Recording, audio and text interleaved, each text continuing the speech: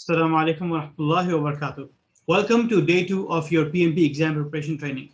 So let's clarify something. Now think about that you and me are working on this together, right? So don't worry about anything else, but just think about it's a one-on-one session in front of you and me together, right? So don't think that it's a video and you don't know where you are, where I am, and we are far away. But just take it as one-on-one session, right? And think about this as a live session, so that way you can focus in a better way. Take your notes, make sure that whatever the question you have, pause the video, write it down. If I ask you anything or there's an exercise, again, pause the video, do your work, do your task, complete your task, and then carry on. If I ask you to submit something, then again, same thing, pause the video, do your thing, submit it through WhatsApp or by email, and then carry on with the video. So that way you can complete all the tasks. And as I said, go with the flow so you understand all the concepts and everything in the right way. So let's start our day 2 with a quick recap. So what do you think? What is a project? Do we understand? The project is something, it's a temporary endeavor. We start and we end. So that means it's temporary and we get a unique result, right? All the activities within a project supposed to be aligned together. If they're not aligned, if they're not part of the project, they do not bring value, then we should take them out. They are not part of the project. They should not be there in the first place. So your project objective supposed to be SMART, which is specific, measurable, achievable, realistic, and time framed. And of course, they are driven from 4 key elements or 4 different reasons. What are the reasons to start or initiate a project? Do you remember them? Yes, the legal requirements, improvement, or start a new product, and so forth, right? So, all right, now, apart from that, what are the key objectives in the project? So just make sure that this is actually about terminology. And as you go and revise more and go through the training, you will understand all the terminology as well, right? So don't worry, stick with the program. So the key objectives in the project. Now, whatever the project you have, you make sure that you complete on time. So schedule is one of the objectives. Within the scope, whatever you agree, so the boundary, the cost, so within the budget, and then the quality. And then you can also have some other objectives as well, depending on the stakeholders. So maybe they ask you to work with specific risk, all right? Or they do not have tolerance for the risk. So again, this could be one of the objectives as well. So those objectives primarily are based on your triple constraints, which you will cover later on. And also it could be based on your knowledge areas, which the 10 knowledge areas we have. So do you remember, can you recall what are those 10 knowledge areas? Remember the statement? I work at STC, right? So what 10 knowledge areas you have? You should pause the video and just, recall, right? Go through this by yourself. All right, so yeah, I cannot give you time in, during the video itself. So the best is whenever I ask you something or recall, just pause it, right? And think about what I'm asking and then reply accordingly. All right, so now today what we'll do is, based on the recap, we understand what is a program, combination of 2 or more projects which are related, right? And it's supposed to be related based on the objective. Portfolio is a group of projects and programs which may not be related, but of course they are linked together because of the resources, right? All right, so now carrying on with further some principles on project management. Let me start sharing my screen with you. So traditionally, the project management metrics of time, cost, quality have been the most important factors in defining the success of the project. As I said, those are the objectives, right? More recently, project success should also be measured with consideration toward achievement of the project objectives. Now, as I said earlier on day 1, and I want to remind you that sometimes I just simply read the slide and then give you the explanation. Now, reading slide means you can also read it with me, all right, the slides that you have, and you can take notes or highlight something or underline something which is important. And also that means we are actually kind of reading the whole PM book, right? Or the PMP or RITA exam preparation book. Of course, they have more details, but this actually will give you a good confidence that you've gone through the concepts. So success measures should be documented and agreed upon by the key stakeholders and the project managers. Now, of course, we talk about stakeholders. Who are stakeholders? So the definition, of course, we'll see the slide later on, but stakeholders are the one which are helping you to decide, or they are influencing the decision, or they're impacted by the project or the outcome. So they are the stakeholders. So when you talk about anyone who is impacted by the outcome is a stakeholder, but the key stakeholder is the one who has influence on the decision. So you have to hire someone for your project. Now, can you recommend your cousin? Can you recommend your friend? So if you have something to say on the decision, most likely you are the key stakeholder, right? Or actually you are the key stakeholder. Now, can you help in improving the budget or reducing the budget of the project? So if you have influence on the decision, that means you are the key stakeholder. That's why the sponsor of the project is the key stakeholder, right? Then you have your CEO of the company or the president of the company and so forth. So that's the criteria of the key stakeholder, right? So now looking at what other elements that you require in order to get your project successful. So the key performance indicators or elements that you need to consider are completing the project benefits management plan. Remember, it's one of the input to which process? To the project charter, exactly, right? So meeting the agreed upon financial measures, whatever you have in the benefits management plan, or it could be a separate contract that you have or a separate document with finance that you agreed on that we start the project, it's 5 million worth of a project and the return is 7 million, 8 million based on X amount of years or X amount of months. Now it should be documented in the business case. Remember business case, what is the major business case is talking about majorly? Yes, the return on investment, how much we spend, what is the return? What is the need of the project? Why are we doing the project? So that's basically in the business case. So in business case, you have ROI and NPV. NPV is net present value. So net present value means that you start a project now, and after X amount of years, what will be the project worth? So for example, if you are building a home now, and it will take you 2 years to build, then after 2 years, what is the worth of the home? All right, so that's the net present value. Because there is a future value as well and a couple of other concepts that we will talk about later on. There's a mathematical formula for net present value. Majorly, you don't have to worry about it. After 4th edition, they stop using the formulas, right? So there are about 10 to 12 formulas, and we'll talk about them later on. Meeting business case non-financial objectives, because sometimes you have the financial objectives, which is the money, how much you spend. So that's ROI. But then you may also have VOI, value on investment. What value do you get out of the project? So if you build a tower, what is the value you're getting? Maybe you improve the brand name of the company. So that's a value, which is the non-financial benefit. Then completing movement of an organization from its current state to the desired state. Remember why you're doing project? Because of a change. You're in this stage and you want to move to this stage. So have you achieved that change? Fulfilling contract terms and conditions with your suppliers or with any third party that you have. Meeting organizational strategy, goals and objectives. Remember, you can start a project initiative because it's part of the strategy. And because the strategy change and maybe change because of the vision change, you may just stop the project. And that could happen, right? So we need to consider this also. So these are the elements that we need to look into the project. And based on these elements, you will either continue with the project or you stop with the project. Or during you are executing the project, these are the metrics, the key performance indicators telling you if you are doing good in a project or you should do a corrective action. Go back and improve your performance. Look into what's going on, what may be require your attention to fix. All right, so achieving your stakeholder satisfaction, which is again, while you are reporting on a regular basis, you get to know how your stakeholders are feeling. And of course, there is a specific knowledge area, which is stakeholder management. And you have some processes that you have to execute so that you know how stakeholders are working.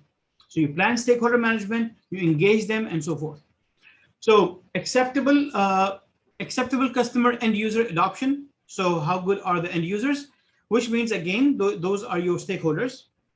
Integration of deliverables into the organizational operating environment. So your organization, whatever project you're working on, you deliver it, and then how the organization is adapting to that change, all right? So you build an ERP. Your project was to actually install the ERP, configure the ERP, do the testing, make sure everyone knows how to use it, and then just put it into operation. Now, once you put it in operation, how well it's doing. Because remember, once the project is completed, at the end, your stakeholder satisfaction is something that you need to count on. There will be lessons learned, there will be documents that you have to make sure. And of course, at the end, your stakeholder is going to give you the sign off for the project. Achieving agreed upon quality of delivery.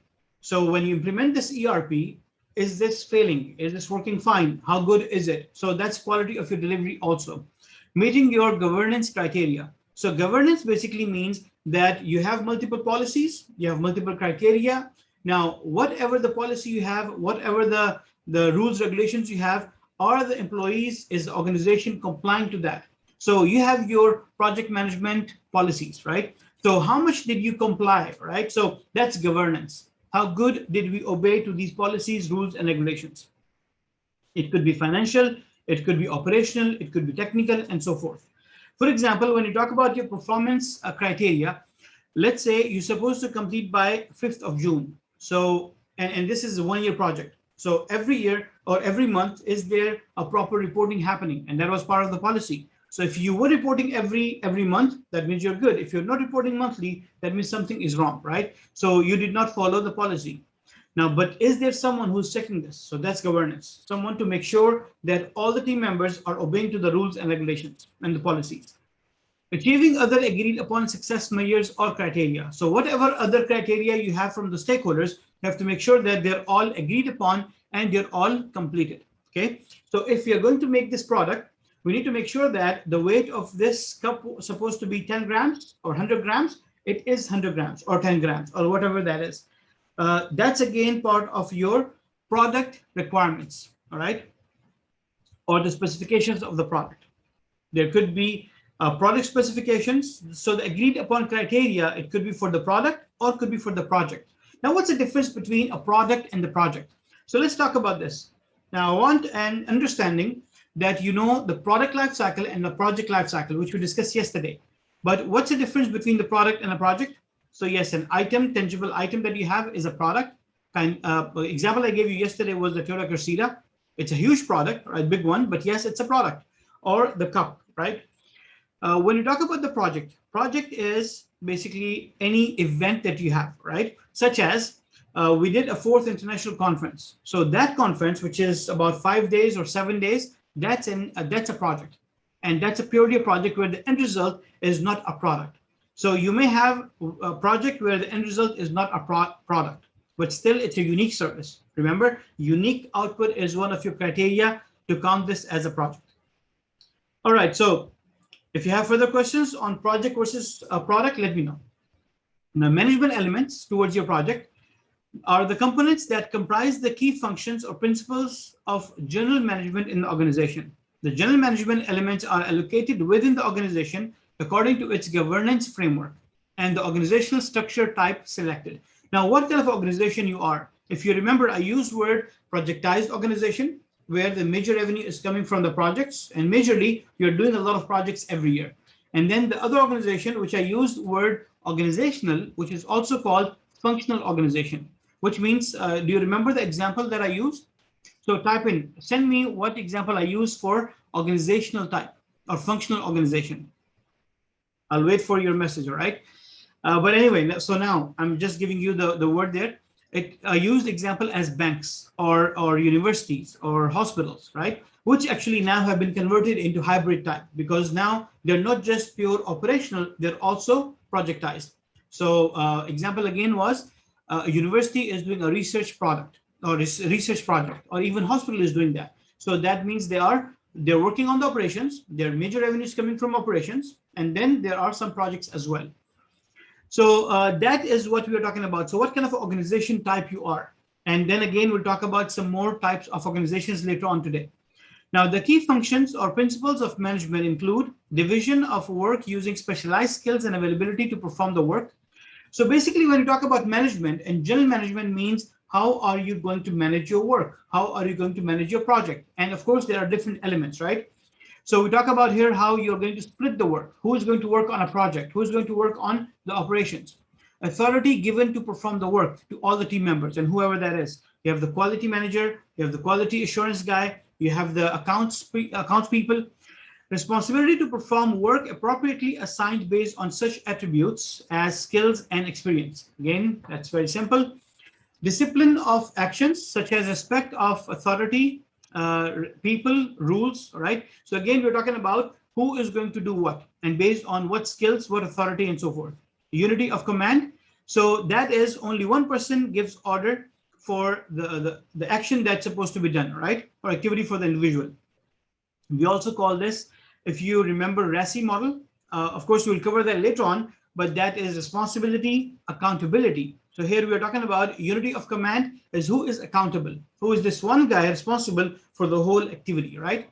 So then we have RACI is responsible, accountable, consulted, and informed. It's used in your resource management knowledge area, and we'll talk about that later on. Now, by the way, once I mention anything, all right, you can take a note, by the way, but don't worry if you don't know this, all right? And if I say that I will cover this later on, that means we will cover this later on. And then, of course, you have unity of direction. That is, which plan are you working on, all right? Or who is head of the group, right? Activities, who's working for the same objective, and so forth. General goals of the organization take precedence over individual goals. So normally what happens is you have organization goals and you have this one specific goal. So which one has more or higher priority? Which one you have to do first? So that's what we're talking about. Paid fairly for the work performed. Of course, that is again in the organization. If you don't pay people fairly, what will happen? Demotivation, right? And especially if people know about that, some of them, they will leave the job. All right, optimal use of resources. We have to make sure we are using the right people in the right place at the right time. Clear communication channels. Of course, that's very important because you have many channels in a project. Right material to the right person for the right job at the right time. Fair and equal treatment of people in the workplace. Clear security of work positions, safety of people in the workplace, open contribution to planning and execution by each person. So if you remember now, your exam is going to be based on 3 pillars, right? Which is the organization, how it's behaving, and so forth. Your people, right, which you have seen the last few points majorly are about people. Who are they, what they are, treat them well. So basically what happened is, and the third one is process, right? So basically what I highly recommend is when you are looking at questions from people perspective or from organization behavior perspective or ethical perspective, just think about what are the guidelines of Quran, right? What are the guidelines? What are the do's and don'ts? So don't take bribe, don't give bribe, don't treat people negatively bad, right? Don't shout at them. Of course, don't beat them. So all those negative things, don't do them at your home, at your work. That's the same thing that applies to the projects as well, right? Of course, we'll talk about more detail, but that's just a very simple ground rule that you need to think about and remember. All right, so organizational structure types. Now, determination of the appropriate organization structure type is a trade-off between 2 key variables: the organization structure type available for use and how to optimize them for a given organization. Now, there is not a one-size-fits-all structure by any given organization. Factors that to consider in selecting appropriate organization includes, and of course not limited to, such as degree of alignment with the organization objectives. So how much you're aligned with the objectives. So if your objective, for example, if we talk about an organization which is purely projectized, such as if we talk about that one, it could be the construction organization, right? They build one tower, move on to the next one. They build another tower, move on to the next one. So what about the alignment of your objectives with the organization, the structure and the management style? So that's what we're talking about here. Specialized capabilities. So if you talk about again, a hospital, they have special capabilities, right? So they have medical doctors and they are doing specific kind of work. But what about when you have to install, let's say, a new lab, all right? An MRI scan system. So of course you have to have specialized people to do that. So there has to be people from construction, people from medical field, people from technical field. So that's where you need to make sure who you need to use and where and how. But are you a hospital or are you an organization who actually install those equipment? So depending on what kind of organization you are, you'll actually use specific resources and you are different or specific type of organization. Span of control, efficiency, and effectiveness. Again, depending on what kind of organization you are, what do you do? Clear path for escalation of decisions. So if 2 people cannot fix it, it's supposed to go to the 3rd one, right? And who is that guy? Again, if you remember the rule of your conflict is supposed to be resolved between the 2 people who have the conflict. If they cannot fix it, then take it to their supervisor. And then if they cannot fix it, take it to HR and so forth, right? So that's how you escalate. Again, there are different type of communication models. So you have this army style where the team will report to their boss and their boss will talk to their boss. And then people will talk on the same level, right? So none of the people from this hierarchy will talk to the other guys in their hierarchy. So the communication is very uniform, right? So it's not just a mesh of communication. So again, depending on what kind of organization you are. delegation or clear line of a clear line and scope of authority, delegation capabilities, who will delegate to who and how, accountability assignments, responsibility assignments, which is again coming from RACI model, who is responsible for the activity and who's accountable for the activity, adaptability of design, simplicity of design, especially if these are the technical organizations or technical projects, efficiency of performance, cost considerations, physical locations, if you are in one location, multiple location, or you are a virtual organization, or clear communication, right? So all these are different considerations that you have to think about when you're thinking of what kind of organization are you. By the way, the last slide and this one, you don't have to remember them, right? Just understand them. Now, I want you to visualize one of the project that you're working on. So think about the successful or the performance KPIs, performance measurement elements for that project. What do you consider? How many people are working there? How many times you have conflict? How many issues you have? What about, did you go over budget, under budget? So you have multiple elements that you have to think about. That are you going to work with the same organization again if you're given opportunity to be the project manager? So if yes, that means all those elements, the successful measurable elements were good. But if you think that, oh, I will never work with this company again, or I will never work with a specific team again, or specific client again, or maybe a specific type of a project again, that means you had a lot of trouble in that project. Not just because you did not achieve the objectives, but maybe because of some other elements as well. All right. So same goes with the structure of the organization. What kind of organization are you? Once you talk about it, you need to consider these elements also.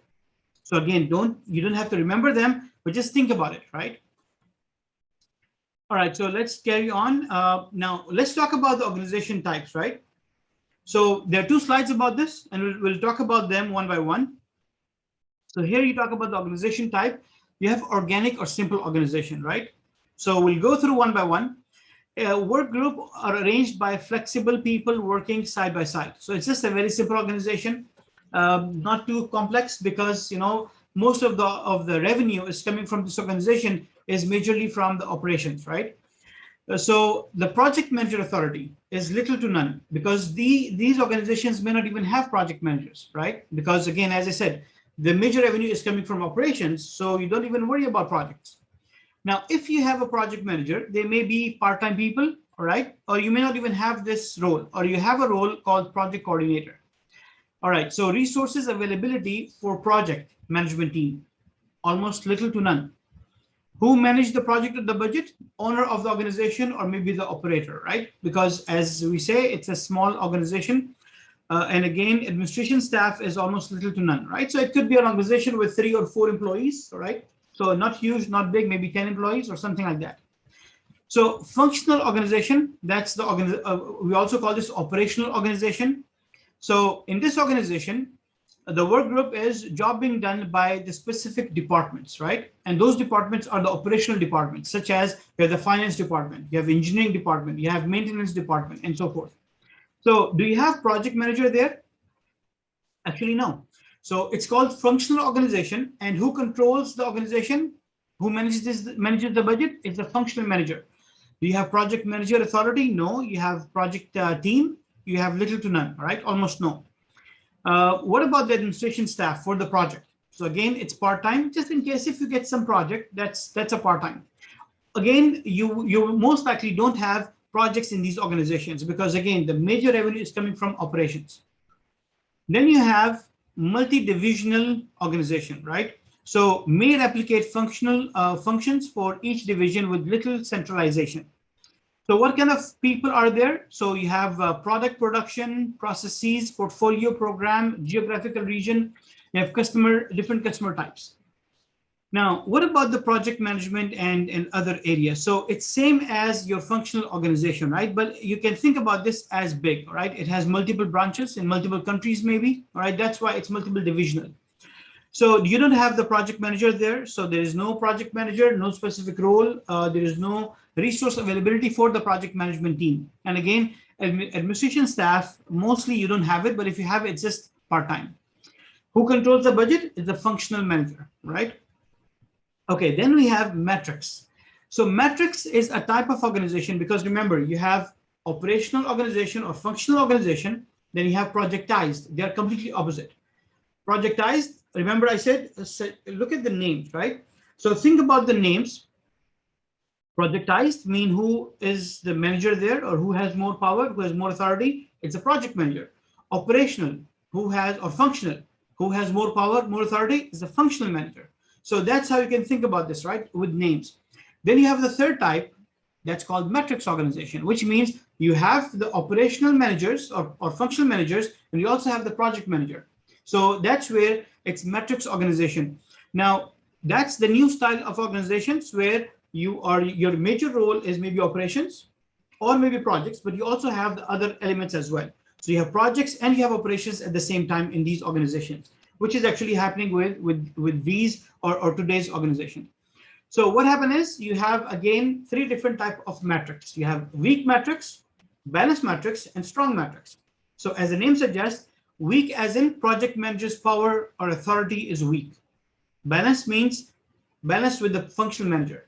And strong means project manager's power and authority is strong. So as the name suggests, you can think of how the organization will work. So look at the weak metrics.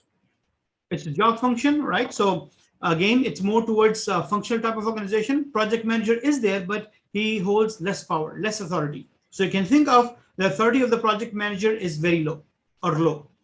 And then project management role is part-time or it's a coordinator, right? Then you have resource availability low towards project management. Who controls the budget is a functional manager. Administration staff for the project management team, it's part-time. Because again, it's metrics organization, but it's a weak metrics. Then let's talk about balanced metrics. This is where it's controlled by functional manager and the project manager. Now, again, who will do the work? Job function. What is the project manager authority? Low to moderate. What about the team? All right, project manager's role. Project, it could be part-time, all right, but it may move on. Now it's having more power, right? By the way, what happened is these kind of organizations is when the project will come and maybe one of the function manager will become a project manager, right? So you may not have a dedicated project manager in the organization even now, right? You may have it, you may not have it. So that's why it's a part-time project manager. All right, then you have resource availability is low to moderate. And then the project budget will be controlled mixed, some by project manager and of course by functional manager. Administration staff is still part-time. They work in operations and they also work in projects. So think about you're working on a project, but then here comes a different function manager, like for example, marketing manager, and ask you to work 2 hours on their marketing activities apart from the project you're working on. So that means now you have two bosses. You have to report to your project manager and you also have to report to your operational manager. That's one of the drawback of matrix organization, that you have to report to two people, and also communication becomes more complex. All right, so then, but of course, one of the benefit is that you're sharing the cost, right? You don't have to get a specific people for the specific role. All right, then we have strong metrics. Now, strong metrics, as the name suggests, who is more strong? Yes, project manager has higher authority, and of course he's the one who controls the budget as well. And of course, now you get more team members. So you have full-time administrative staff. Of course, you have high authority, and of course, the role of the project manager now is full-time, dedicated to the job. Then you have projectized organization, all right? So they are, again, where the people are working on projects. Project manager position is full-time. Project manager authority is high to almost total, as the name suggests. Who controls the budget is the project manager. What about the team? They are full-time. Then you have the PMO. PMO is basically project management office. So in organizations which are PMO type, that means they are the organizations which are having a lot of projects. So they take a project, they give it to a department called project management office. They pick a project manager, they control the project, they get the report, they're talking to their stakeholders, and that's how it's moving. All right. So it's again kind of like a projectized organization. But by saying that it's a PMO type of organization, saying that this organization has a PMO, because maybe your projectized organization do not have a PMO. So you don't call it a PMO type of organization, but you call it projectized type of organization. So in PMO, again, you have a mix of people working majorly on projects. They have some activities as well. And again, the project manager authority is high to almost total. It's a full-time job. You have resource availability almost high to total. And then who controls the budget is the project manager. Then administrative staff is full-time for the projects. Then you have virtual organizations. Okay, so those virtual organizations are mixed, right? They could be projectized, they could be operational, or they could be balanced metrics. So again, it depends on the organization. So what you need to think about of virtual organization is the project manager authority is low to moderate. It could be full-time or part-time position. Again, the resource availability could be low to moderate, depending on the project, depending on the assignment, and the budget control will be mixed. And again, the administrative staff is part-time or full-time. Now, let's think about your organization. So what do you think? What kind of organization are you? So hint, who controls the budget? Functional manager or the project manager? Another hint, where your major revenue is coming from? Another one, what about the team members? Are they full-time for the project or part-time for the project? So that's how you can think about if you are matrix organization, if you are projectized, or if you are functional organization. So that's how we can understand. And not all the organizations have PMO, Project Management Office, right? So it's an optional department. We'll talk about PMO later on as well. So that's, I'm considering that's clear. If you have any questions, please let me know. So PMO, right? PMO is a management structure that standardizes the project-related governance processes and facilitate the sharing of resources, methodologies, tools, and techniques. The responsibilities of the PMO can range from providing project management support function to actually being responsible for the direct management of one or more projects. So PMO is a department in the organization. They basically can support the project manager and the team in any project activities up to direct management of the project. All right, so there could be different level of authority, different level of power that be given to PMO, all right, depending on the organization. So if you are projectized organization and you have PMO, most likely you have the PMO with more power, right? And there are names I'll be talking about in a minute. If you're operational or functional organization, most likely you don't have a PMO. And even if you have, they will have very less power. They only do supportive activities, right? Like arrange a training for you or prepare some documents or templates for you. So there are several types of PMO in the organization, with each varying the degree of control and influence over the projects and in the organization. So the PMO that you may have is supportive PMO. They do the support activities, as I said, maybe arrange a training for you, complete some documents for you, and so forth, right? When we implement PMO, we also call this baby PMO. And then, of course, you have second round, which is young PMO or controlling PMO. So controlling PMO is the one which has a little bit more power, more authority. So now they are looking at what's happening. They are the one who are doing the compliance, making sure you follow the rules, regulations, policies, you have the plan and you follow the plan. So the controlling PMO is the one who raised the yellow flag if you're going to be delayed. So they'll be talking to you and say, hey guys, please come and fix your project, all right, take an action. So the degree of control provided by the PMO is moderate. Then you have directive PMO, which I also call a mature PMO. So this directive PMO take control of the project by directly managing the project. The degree of control provided by this PMO is very high. So that is the PMO which most of the organization, projectized organization, will have. Normally, you may start with supportive PMO, and then you mature it over time, you become controlling PMO, and then you also mature over time, you become directive PMO. But if you are a projectized organization, most likely you will end up with having a directive PMO, which means PMO has more power, more authority. They are the one who have right to select a project and then agree that let's overtake the project and carry on with this. They are the one who select a project manager for it. And most of the project managers will report to the PMO, right? So this is how it works out. And then the PMO is the one who will reporting to the CEO of the organization on the success and the performance of the projects. So that's about the PMO. Here are some activities that PMO does. The PMO is natural liaison or communication between the organization's portfolio, programs, projects, and the corporate measurement system, right? Balance scorecard. So let me know if you understand the balance scorecard also, if you don't. But again, it's majorly about what are the objectives of the organization, what KPIs do you have, do you achieve those KPIs or no? Now, a primary function of the PMO is to support the project managers in a variety of ways that includes, again, that's list but not limited to. You may have more activities as well or more specific activities. Again, you don't have to remember these, but just think about what PMO does and you will know these all. So managing shared resources across all projects administered by the PMO. Shared resources, right? So if you are the project manager and you get the team, so you may have team working in operations and in projects. You have to put up a schedule where you know who is working where and what and how. Now, a question to you regarding the PMO, right? I'll come back to this slide as well. So you're going to hire someone. Let's say I'm a resource and I'm a very good resource for you and you are the project manager. Now, if you want me, and there is another Mr. Ibrahim who is the functional manager. So if you want me and I'm working in Ibrahim's function, all right, whatever the function is, could be accounts, could be marketing, whatever. So if you want me from Ibrahim, how you will initiate, and let's say your organization is a weak metrics organization. I want you to reply back to me through the message, right?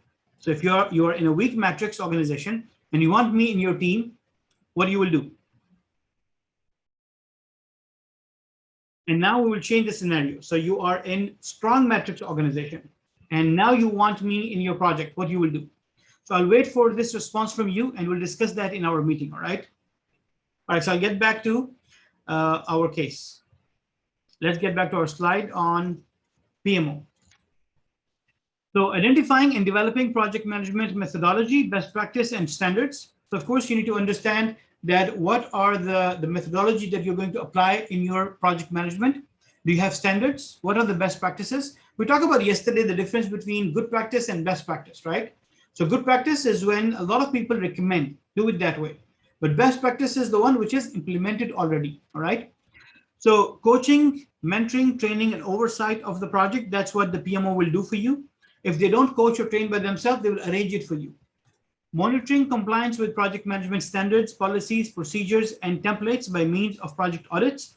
So they may do the audit as well. As I said, they may raise the yellow flag if something is not done right or if something is fishy. Developing and managing project policies, procedures, templates, and other shared documents, and coordinating communication across the project.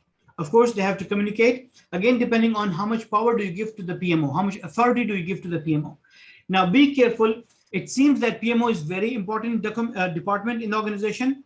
Yes, it is, but if you have it, because not all the organizations will have PMO, and maybe not all of them will have a PMO which is controlling or directive PMO. They may have only supportive PMO.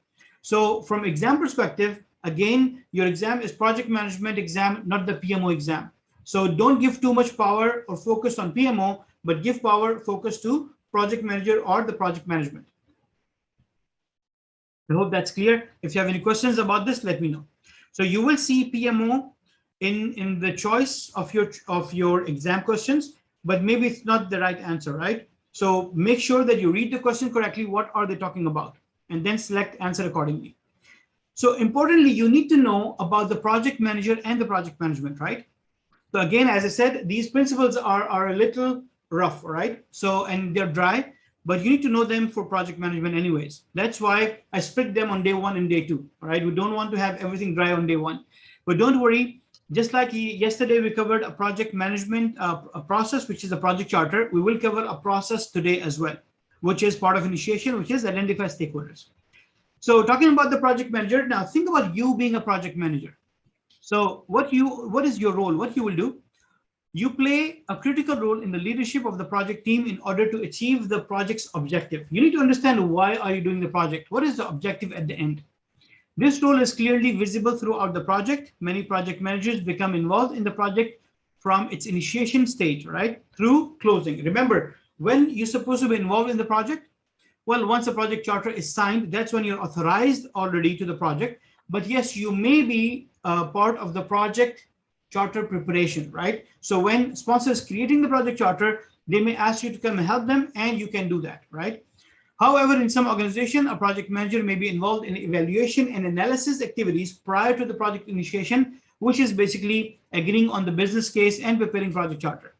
These activities may include consulting with executive and business unit leaders on ideas for advancing strategic objectives, improving organizational performance, and meeting customer needs as well. In some organization settings, the project manager may also be called upon to manage or assist in business analysis, business case development, and aspect of portfolio management for the project. A project manager may also be involved in follow-up activities related to realizing business benefits from the project, as I mentioned earlier. Membership and roles. So a large project may have more than 100 project members led by a project manager. Team members may fulfill many different roles such as design, manufacturing, and facilities management. They represent multiple business units or groups within an organization. As I said earlier, when you are taking the exam and you have a scenario-based question and they say you are the project manager in, let's say, IT industry, and you're working on a project implementing an ERP, don't worry about the industry, but think about the project management concepts, right? And also think about it's a project, it's a huge project with, let's say, 100 plus people, all right? I would say maybe 500, and it's multi-million-dollar project, because that's the way you can get the gist of the project management. People from different cultures as well, right? So think from that perspective, and then you can answer. So then the core of project management. So 3 elements that we'll cover here. We're talking about responsibility for the team. The project manager is responsible for what their teams produce. So you being a project manager, make sure that what team is working on. We will talk about WBS later on. So that means you should have a proper understanding of all the phases in the project, deliverables in the project, milestones in the project, and how you're going to cover them. Now, if this terminology is new to you, which is actually, don't worry about it. Until we complete our day 5, you will have a very good understanding of all these terminologies, all right? And while I use them again and again, it confirms that you know them. Deliverable means your result, your end result that you're going to produce, okay? It could be a document, it could be a tangible product. You may have deliverables for a project for sure, but you may also have deliverables after every phase you complete. So responsibility of the team, he or she need to take a holistic view of their team's product in order to plan, coordinate, and complete them. Begin by reviewing the vision, mission, and objective of their respective organization to ensure alignment with their products. Also establish their interception or interpretation of the vision, mission, and objectives involved in successfully completing their products. The leader use their interpretation to communicate and motivate their teams toward the successful completion of their objectives. So here we are making sure that you align your team to make sure that they know the vision of the organization, the mission statement, objective, and also a little bit beyond that, right? Because see, if your team is not committed and they're not aligned with you, if your vision is not one vision, what will happen after 3 months or 6 months down the line? Your team will be demotivated. Remember, in John F. Kennedy's time, what NASA did, they made sure that everyone in the organization, they know the vision. So there's a story about this. Once the CEO walks in earlier than the time that organization starts working, and he see one guy, janitor, mopping the floor, ask him, what are you doing? And what was the response? I'm helping my team to reach the moon. So that's the power of making sure that you communicate the vision to the team. So if you communicate the vision to the team, they'll be motivated, helping you to complete the project. They may not leave the project before completion, right? Even if for whatever the reason they want to leave. So make sure that you communicate that well, and people should know their responsibility. Knowledge and skills. So the project manager is not expected to perform every role on the project, but should possess project management knowledge, technical knowledge, understanding, and experience. The project manager provides the project team with leadership, planning, and coordination through communications. The project manager provides written communication, that is documented plans and schedules, and communicates in real time with the team using meetings and verbal or non-verbal cues. Now here what we are saying is that project manager is not a superhero, right? Or maybe they are. But anyway, what you need to make sure is that you don't have to have all the skills. So there are people who are working on quality. There are people who are working on risk management, people working in procurement management. But being a project manager, yes, you should know most of this knowledge. You should know and you should understand what's happening and what's going around. Imagine that you ask for a time estimate from the team and they tell you it's 3 months, but actually it's supposed to be only 1 month. So you should be knowledgeable enough about understanding the technical elements of the project. Now, I had a question earlier. Can a nurse be a project manager? What do you think? Yes, he or she can be a project manager, right? But the point is, Do they understand the skills? Can they lead? So they have to actually upgrade their skills, make sure they can lead the team, they can plan well, they understand the project management concepts and apply them accordingly. And that's it, right? So you don't have to be an expert in every single thing being a project manager, but you should know a lot. The role of the project manager is distinct from that of a functional manager or operations manager. Typically, the functional manager focuses on providing management oversight for a functional or business unit. So a marketing manager is focused on marketing only, right? An account manager or finance manager is focused on finance only. So the operations manager are responsible for ensuring the business operations are efficient. The project manager is a person assigned by a performing organization to lead the team that is responsible for achieving the project objective. So you being a project manager, it's your responsibility to make sure the project is completed successfully, right? So the sole responsible of the success of the project is the project manager, right? So if you are the one, yeah, congrats. Now, the other part of that is performing organization means what? Performing organization means the organization which is running the project, all right? So the organization which is doing majority part of the project. You may have a supplier, they are working on the project, but still if they're doing 20% part of the work, you are the performing organization, or in fact, actually who initiate the project. Now you need to think about, you may have a supplier, all right? Or let's say we are the one running an educational part. You have a huge project, and then part of that project is to train your people. So when you give this phase of the project where you have to train your people, let's say 500 people, and you give this to us, for us, it's a project. For you, it could be a phase of the project. So you need to think about how these things work out. We'll talk about that further once we cover the WBS, all right? Break down your project into multiple elements. All right, so let's carry on. And you have any questions so far, do let me know. Let's talk about the project manager's sphere of influence. So you being a project manager, who you influence? Of course, your project team, right? You have your different members, different managers as well. What about your sponsors? So you influence your sponsors, right? That's part of your governing bodies as well. Different steering committees, all right? Different PMOs, if you have PMOs. And yes, the question, can you have multiple PMO in an organization? Yes, you can, right? So you may have a PMO for construction, PMO for, remember I talked about Royal Commission. They have different sub-portfolios. So you may have different PMO in each of the sub-portfolio. And then those PMO will report to the head PMO, all right? So that's how things work out. And then, of course, your project manager will have influence on stakeholders as well, suppliers, customers, end users, and so forth. Now, let's talk about what kind of influence are we talking about. So let's say we are making this one product, okay? So you being a project manager, when you talk to your stakeholders, when you talk to your end users or customers, you may influence them not to have a pump up kind of the ejection, but maybe a rotating one, a different type. So this could be an influence that you can have on your customers, even though, of course, you cannot manipulate, all right? Don't go to the negative side because that's unethical. But here we're talking about how you can use communication to influence your team members, motivate them, your stakeholders. Let's say you want to get some more time from stakeholders. Instead of completing the project in November, you want to complete in December. So again, based on your influence, based on your communication skills, negotiation skills, you can get or get an extra time, buy an extra time. So that's the influence we are talking about here, right? All positive. All right, so then the project. We already talked about the project manager leads the project team to meet the project objectives and stakeholders' expectations. So my question to you, what's the difference between requirements and expectations? I'll wait for your feedback on that, right? And we'll discuss that in our meeting. So the project manager works to balance the competing constraints on the project with the resource availability. Now, constraints are limitations. They could be any limitations in the project. We talk about on high level, of course, they are your triple constraints. Actually, it used to be 3, but now it's 6 items, all right? Majorly, they're part of your knowledge area. So you have scope, time, cost, quality, risk, and resources, right? In some cases, they also count your customer satisfaction as a constraint.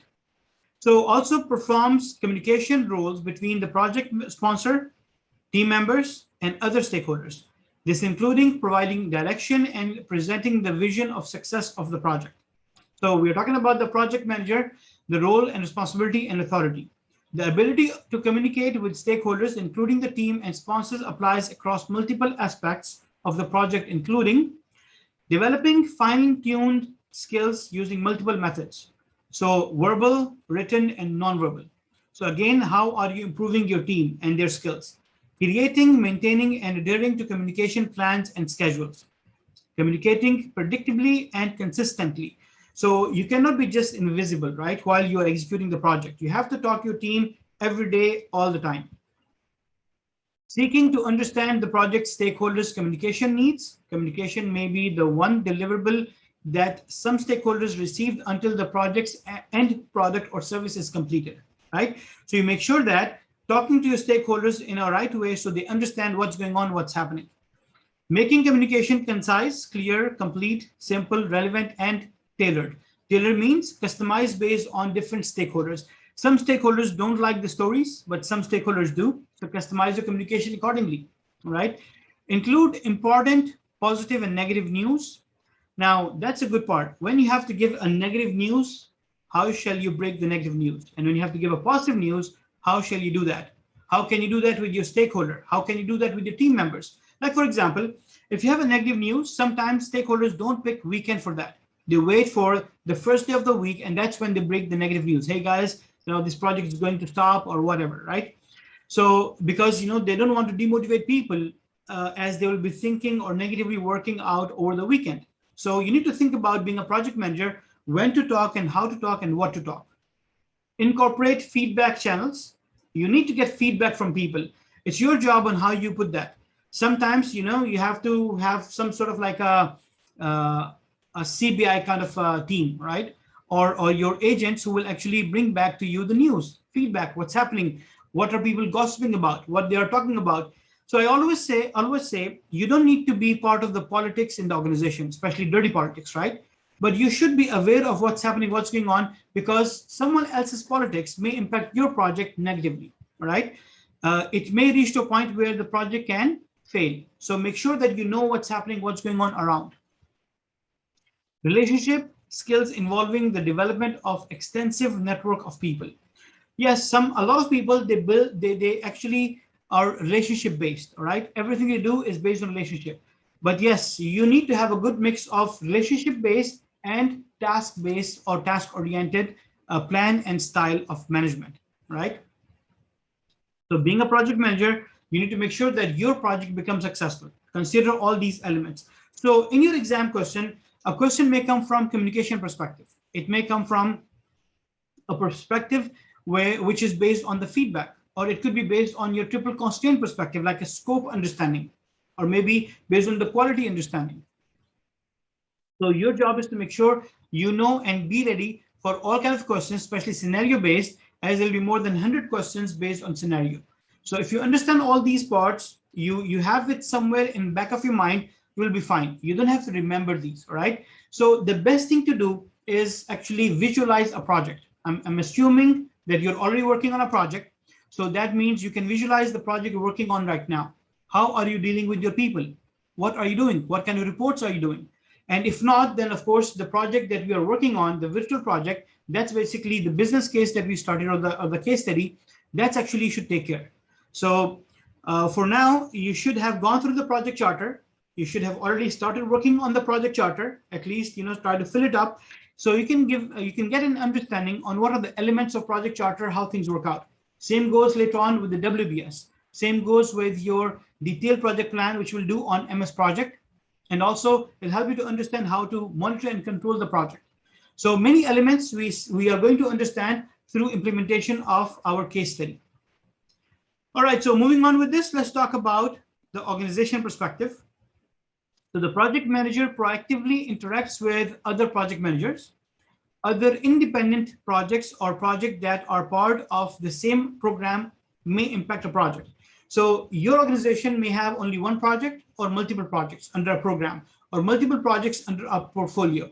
So you need to look at what's happening, what's going on. A project manager has to be proactive in communication, so that you know what's going on, what's happening, and take an action right away when it is required. Interacting with other project managers help to create a positive influence for fulfilling the various needs of the project. These needs may be in the form of human, technical, or financial resources and deliverables required by the team for project completion. So if you are working in an organization, you have many other project managers, you may require a team member from a different project. So here we are talking about maybe a matrix organization, or maybe a projectized organization, but still you get some team member from other areas. So regardless of the type, but you need to learn and understand how to collaborate and communicate with other managers, being functional managers or project managers. The project manager remains a strongly advocacy role within the organization. The project manager proactively interacts with managers within the organization during the course of the project. The project manager also works with the project sponsor to address internal political and strategic issues that may impact the team or the viability of or the quality of the project. So you need to make sure that being a project manager, you are solely responsible for the success of the project. Again, understand and know who are authorized people, who are powerful people in the project. And of course, we'll talk about that in a process coming up later on, which is to identify stakeholders. Depending on the organizational structure, a project manager may report to a functional manager. In other cases, a project manager may be one of several project managers who report to a PMO, or a portfolio or a program manager who is ultimately responsible for one or more organization-wide projects. So again, depending on the organization, structure, and type, you being a project manager may directly report to CEO, or reporting to a program manager or a portfolio manager, and so forth, right? So I hope this is clear. And if anything, any concerns are there, do let me know so we understand. Again, let me remind you the objective. Every slide you go through, make sure you understand that well. All right, you don't have to remember anything, but do highlight whatever you think is important. All right, so we are building terminology, we are building the understanding towards the project management. So the industry and the project manager's expertise. The project manager stays informed about current industry trends, what's happening, what's going on. So if you're in IT industry, what's new in IT industry? What about the networking? What about any firewall is used these days? Is it still in? Is it changed? What about your medical industry, right? So whatever the industry you are in, you need to stay informed, know what the trends are. The project manager takes this information and sees how it may impact or apply to the current project. Now, these trends include product and technology development, new and changing market niches, standard based on your project management, quality management, information security management, and so forth, technical support tools, economic forces that impact the immediate project, influences affecting the project management disciplines, and project process improvement and sustainability strategies. You have multiple processes in the organization, right? So how are you going to work on those processes? How are you going to improve them? How are you going to sustain them? So being a project manager, again, you don't have to be an expert in everything, but yes, you should know a good amount of information about all. All right, so that's how, whatever industry you're in, you need to stay informed. That's one of the reasons why PMI recommend you to actually be part of the chapter as well. And they encourage a meet every month in your specific area, right? So that you can meet with different project managers and talk about what's happening, what's going on. The professional discipline, continuing knowledge transfer and integration is very important for the project manager.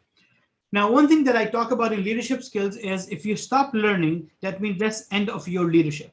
So you need to keep learning all the time for yourself. But here we are talking about also expanding the knowledge. If you get trained, tell people about the project management, right? You can also coach your team members. You can guide your team members.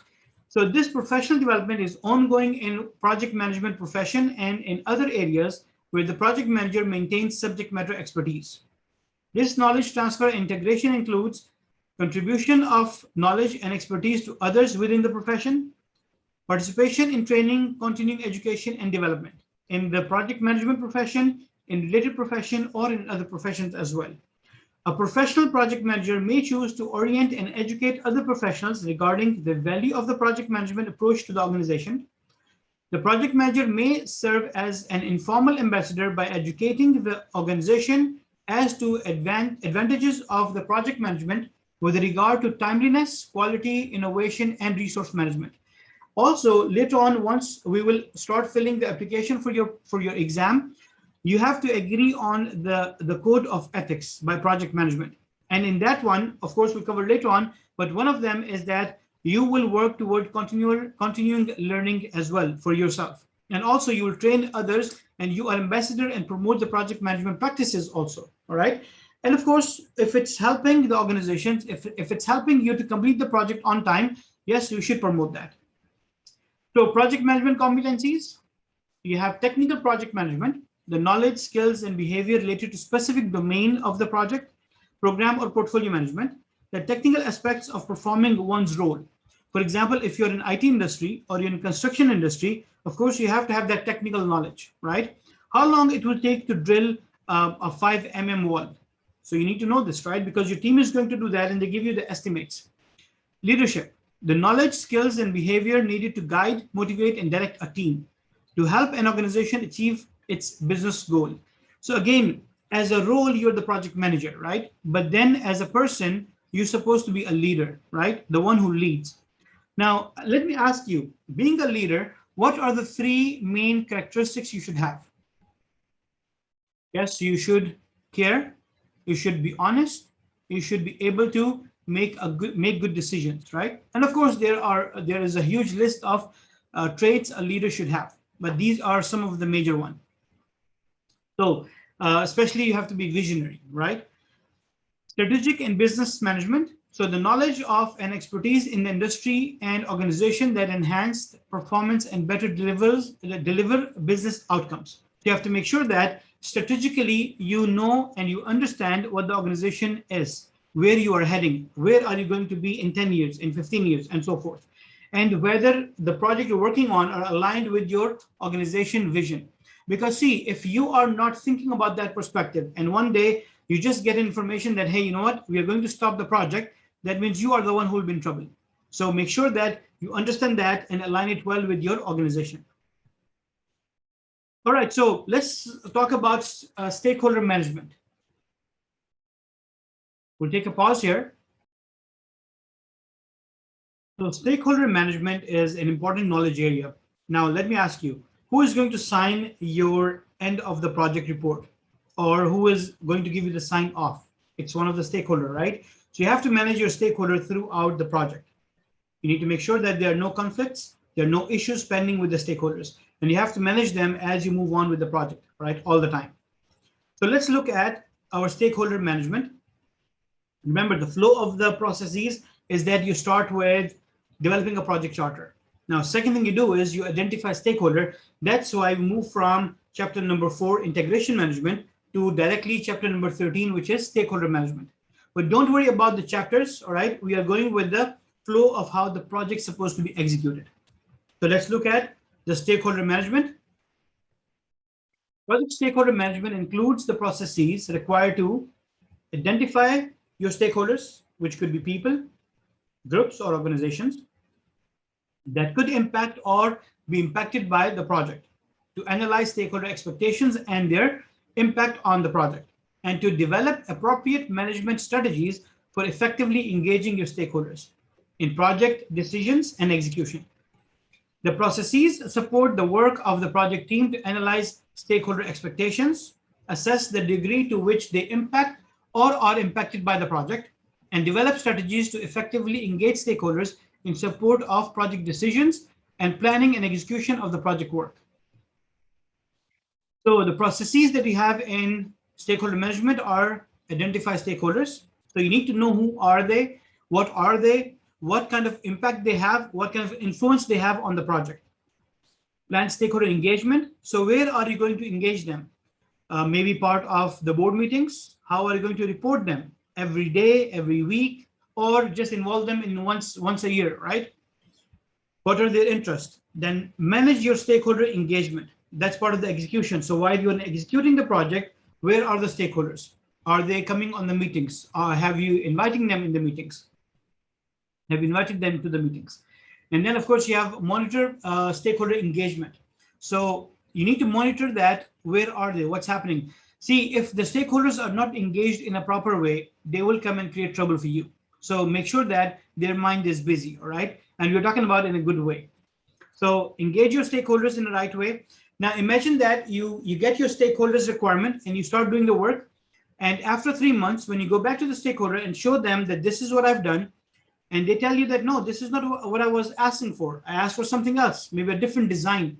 So what you're supposed to be doing is you should have involved them earlier in the design stage so that while you are drawing the design, they can pinpoint, oh, no, this is wrong. Go back and fix it. So that's how you need to involve your stakeholders from the beginning in the project, making sure that you collect the requirements right. And while you are processing and progressing towards the project, everything is taken care by the stakeholders' eyes. They see that, you know it's correct, and you move on accordingly. All right, so then the key concept for stakeholder management: every project has stakeholders who are impacted by or can impact the project in a positive or negative way. The ability of the project manager and the team to correctly identify and engage all stakeholders in an appropriate way can mean the difference between the project success and the failure, and that's for sure. To increase the chances of success, the process of stakeholder identification and engagement should commence as soon as after the project charter has been approved. So that's actually the second process after you develop the project charter. The project manager has been assigned and the team begins to form. The key to effective stakeholder management is a focus on continuous communication with all stakeholders, including the team members, to understand their needs and expectations, address issues as they occur, manage conflicting interests, and foster appropriate stakeholder engagement in project decision and activities. The process of identifying and engaging stakeholders for benefit of the project is iterative. You have to do it again and again, right? It will not stop one time, or it is not to be done on specific time in a project. From start to end, and you do it again and again. And should be done when the project moves through different phases in its life cycle. You complete one phase, you get the sign off, move on to the next phase. Current stakeholders are no longer involved in the work of the project, or new stakeholders become members of the project stakeholder community. That will happen that sometimes one stakeholder, it could be a board member who resigned and you get a new board member. It could be someone on a lower scale as well. So now you have another sponsor who is actually, holding 10% of the share in the project. So throughout the project, you may have different stakeholders come in and go. There are significant changes in the organization or the wider stakeholder community. Like recently, there is a merger between multiple organizations. So when a merger will happen, of course, you get to have new stakeholders or stakeholders being changed. So you have to be careful about what's going on and happening in your stakeholder community. All right, so trends and emerging practices for stakeholder management. As I said, every time you go through a knowledge area or a process, you need to understand about tailoring and trends, right? Customization, how it can customize based on the need and the organization and the project itself, and of course the trends. So identify all stakeholders, not just a limited set. Ensure that all team members are involved in stakeholder engagement activities. So teams should know who are stakeholders and where are they involved. Reviewing the stakeholder community regularly, often in parallel with reviews of individual project risk. Maybe one of the stakeholder doesn't know a risk, which actually is very critical for them. So you need to make sure that, and maybe they are the one who have specific expertise to resolve it. All right, so you have to make sure that all stakeholders are involved in key documents and key reports. Consulting with stakeholders who are most affected by the work or outcome of the project through the concept of co-creation. Co-creation places greater emphasis on including affected stakeholders in the team as partners, right? So it's basically, you need to involve your stakeholders more in your work. Capturing the value of effective stakeholder engagement, both positive and negative. Positive value can be based on the consideration of benefits derived from higher level of active support from stakeholders, particularly powerful stakeholders. Negative value can be derived from response, activities, delays, and support, etc. So you have a stakeholder and you tell them that, hey, let's have a meeting on a weekly meeting regarding the project performance. And the stakeholder never shows up, not in the first meeting, not in the second meeting. So that means, okay, this stakeholder most likely is a negative stakeholder. Or whenever we talk about there's a change, we have to talk about the project, and they're like, oh, no, I don't like change. I don't want to go with the change. Or no, this you cannot do. And you're not welcome to my office. Always have the door shut. So these kind of stakeholders are negative stakeholders. So you being a project manager need to understand from the behavior, from attitude, from actions, which stakeholders are positive and which are negative. And we'll talk about that later on. So training considerations towards your project, stakeholder diversity. How many stakeholders are there? How diverse is the culture within the stakeholder community? Now, based on the culture of stakeholders, sometimes they just simply have conflicts. All right. So you need to be careful about conflict, or excuse me, and also about the stakeholder engagement and their culture. Complexity of stakeholder relationship. So how complex are the relationship within the stakeholder community? The more network a stakeholder or stakeholder group participates in, the more complex the network of information and misinformation the stakeholder may receive. I ask you to do something, and you ask your guy to do something, and they ask someone else to do something. So if the information or the instruction will go through 3 or 4 different channels, at the end it will be changed. All right, and you'll be surprised to know we have this practice going on when we have our live session. Hopefully we'll have one later on.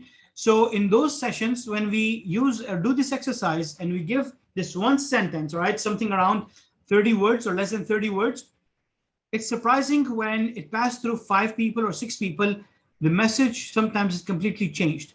So that's what we're talking about here. Make sure that all the stakeholders get the same message. Question: how can you, or what kind of method you use where all the stakeholders will get the same piece of information?